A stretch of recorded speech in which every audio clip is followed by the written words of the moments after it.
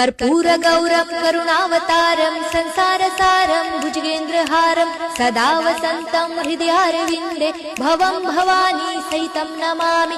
मन्दारमाला कलितालकाये कपालमालं दितसुन्दराय दिव्याम्बराय च दिगम्बराय नमः शिवाय च नमः शिवाय।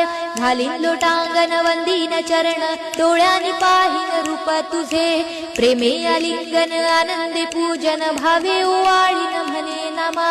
त्वमेव माता पिता त्वमेव बंधु सखा त्वमेव विद्या द्रविणं त्वमेव सर्वं मम देव कायेन वाचा मनसेन्द्रियर्वा बुद्ध्यात्मना वा प्रकृति स्वभावात् करोमि यज्ञं सकलं परस्मै नारायणायति समर्पयामि।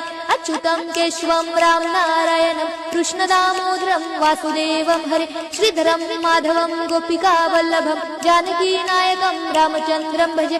हरे राम राम राम हरे हरे हरे कृष्ण कृष्ण कृष्ण हरे हरे हरे राम राम राम हरे हरे हरे कृष्ण कृष्ण कृष्ण हरे हरे।